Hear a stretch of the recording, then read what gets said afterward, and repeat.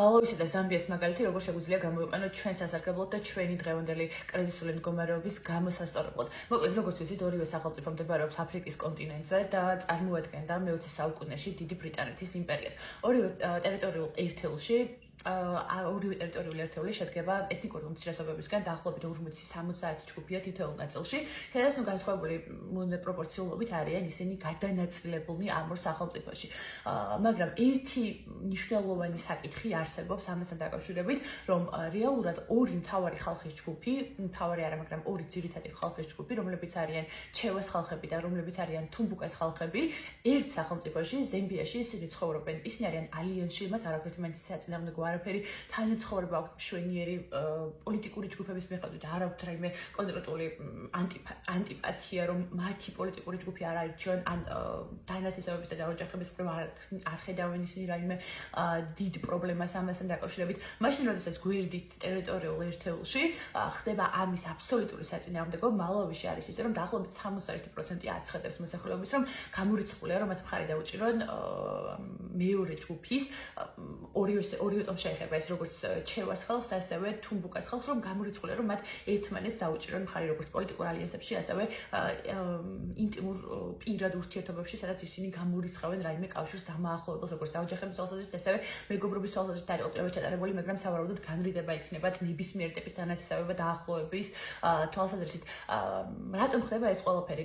ჩავიდა ერთი ამერიკელი მკვლევარი 2004 წელს გამოაქვეყნა ეს კვლევა ადრეულ 2000-იანებში ჩავიდა ამერიკელი მკვლევარი, რომელმაც გადაწყვიტა გამოეკვია ის საიდუმლო თუ რატომ ხდება ის, რომ ერთ ქვეყანაში ეს ორი ხალხი თანამშრომლობს და ზუსტად იგივე მეზობელ სახელმწიფოში ერთმანეთთან საკმაოდ დიდი დაძაბულობით გამოირჩევიან. პირველი ჰიპოთეზა იყო ის, რომ არის დიდი კულტურული განსხვავებები, რაც საბოლოო ჯამში გამოკვლევის შედეგად დადგინდა, რომ მთავარი განსხვავება ის იყო, რომ როდესაც ხდებოდა ხალხების დაახლოება ერთმანეთთან, ერთგან ძროხა მიქონდა საჩუქრად, მეორეგან ხათამი, ხო? ანუ ეს სასაცილო განსხვავება რეალურად ვერ იქნებოდა ამ დიდი მტრული განწყობის განმსაზღვრელი და თან ის თავიდანვე მოფამფალებული თეორია იყო.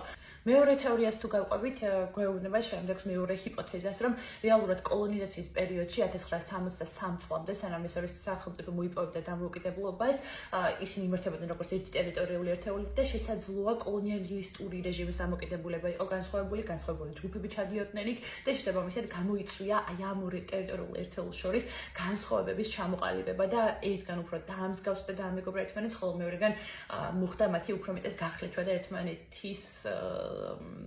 ერთმანეთთან დაშორება.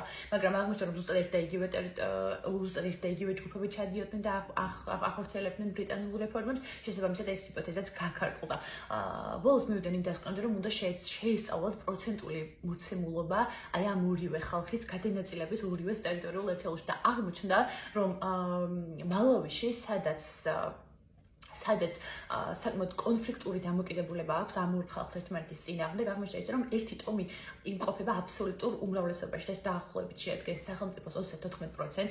ეს შეიძლება ბევრი არ არის, მაგრამ იმ სახელმწიფოში, სადაც 70 ეთნიკური ჯგუფი ცხოვრობს, დაახლოებით და 40 ეთნიკური ჯგუფი ცხოვრობს, მნიშვნელოვანია პირველ ჯგუფში უმრავლესობაში ვინ იმყოფება და აქ 34% არის უდიდესი ციფრი და რეალურად შუღლის გასაჩაღელად არის ძალიან კარგი, როგორც მესამე მხარის ჩარევისთვის, third party intervention, ასევე თვითონ შიდა პოლიტიკური ჯგუფებისთვის, რომლებიც უბრალოდ დაყავი დაიბატონეს პრინციპის, გააჩაღებდნენ ერთმანეთის წინააღმდეგ შუღლს და ეს ყველაფერი მათ ინტერესებს დაეხმარებოდა. მაშინ, როცა მეზობელ სახელმწიფოში ზამბიაში ეს ყველაფერი არის პირიქით, 7% შეადგენს ჩევას ხალხი და 4% შეადგენს თუმბუკას ხალხი. შესაბამისად აღმოჩნდა ისე, რომ აი ეს 11% რეალურად დიდ ვერაფერს ვერ გადაწყვეტდა. ანუ ამ ორი ხალხის დაპირისპირება ერთმანეთთან ვერაფერს ეკეთეს, ვერც ეს ვერ მოუტანდა. და ანუ მოკლედ ჩვენს მდგომარეობას რომ დავუბრუნდეთ, ჩვენთან ცოტა კიდე სხვა სიტუაციაა ჩვენს ოკუპირებულ რეგიონებში, ანუ ჩვენ უბრალოდ შევიფარეთ ადამიანები, მივეცით საცხოვრებელი, მივეცით განათლება, მივეცით მოქალაქეობა და მე მოინდომეს უბრალოდ გამოყოფოდნენ და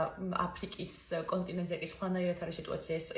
ეს ჯგუფები თავიდანვე აფრიკის კონტინენტზე უბრალოდ ერთ-იგივე გარემოში იზრდებოდნენ და ცხოვრობდნენ და ჰქონდათ დაპირისპირება და არა ის, რომ როგორც ჩვენ მაგალითად შევიფარეთ. მაგრამ პრინციპი ერთ-იგივეა რა, ჩვენ ამ შემთხვევაში კიდევ უფრო მეტად უნდა დავწმუნდეთ, რომ ეს რეალურად იყო მესამე მხარის ჩარევა და თვითონ შიდა ჯგუფების პირად სარგებელზე მორგება, იგივე მაგალითად ეგრეთ წოდებული პოლიტიკოსების მხრიდან, რომლებიც მოქმედებენ და პოლიტიკოსობენ ჩვენს ოკუპირებულ რეგიონებში. და მოკლედ ღირს ამ კვლევის გადახედვა თუ გაინტერესებთ, შეგიძლიათ მომწეროთ და გამოგიგზავნით, თუ არა შეგიძლიათ თავად მოიძიოთ სათაურის მიხედვით.